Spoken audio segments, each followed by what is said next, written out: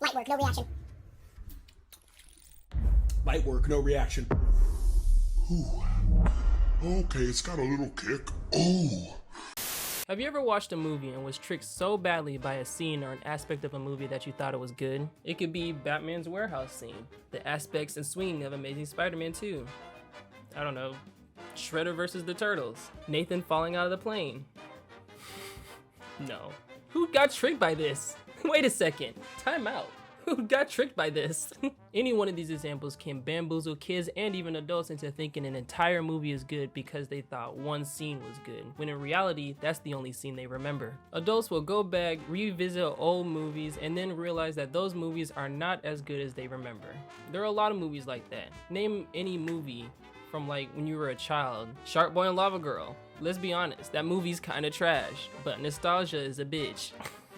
It's no surprise that my 9-year-old self walked out of the theater to Revenge of the Fallen thinking it was amazing because I witnessed Optimus mercilessly clap all 6 Decepticon cheeks by himself. 2 per person, y'all.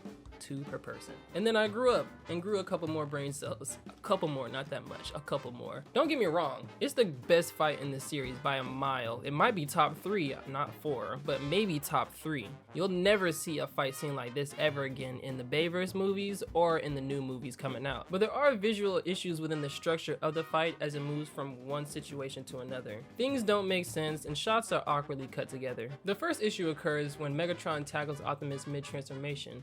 If you look closely, Optimus drops Sam as he rolls, but as a first-time viewer, you wouldn't notice that kind of detail. At first glance, it looks like Optimus rolled and Sam is suddenly running, with no visual cue obvious enough to show when Optimus let go of him.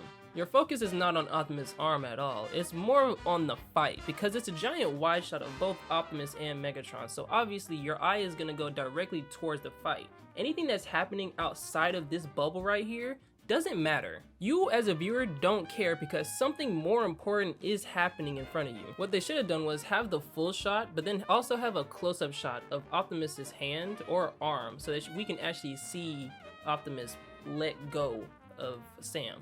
Why am I describing it like that? I don't know what Starscream was thinking, but actually, turn your attention to the green screen behind me. What is he aiming at? I want y'all to see that again. Replay it. What is he doing? He was right there.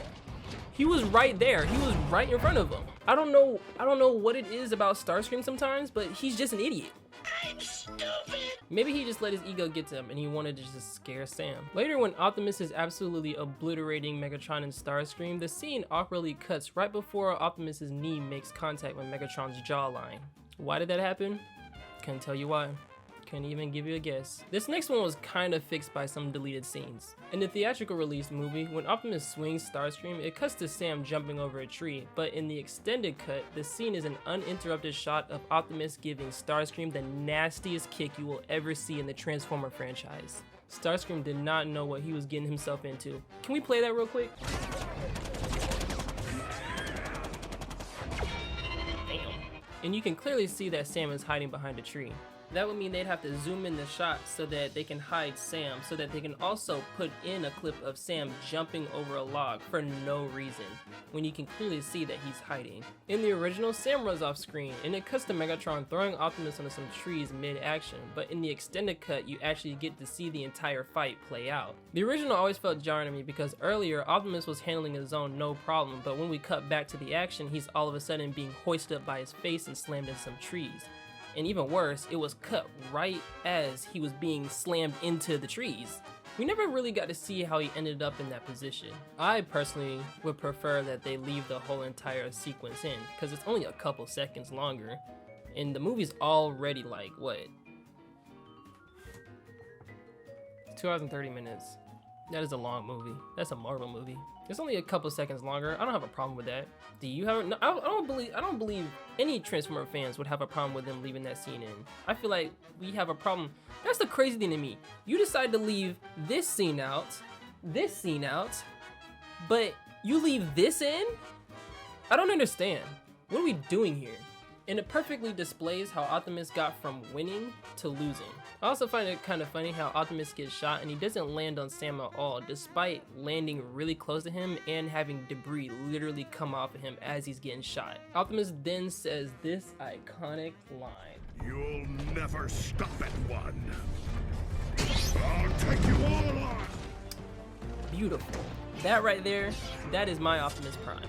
Obviously, you're supposed to interpret this as if Optimus decides to save Cybertron, it'll end up destroying humanity.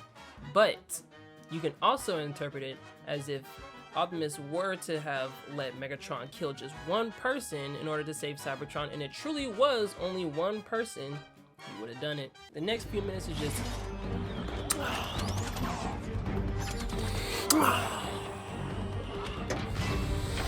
You'll never get a fight like this ever again, as I stated earlier.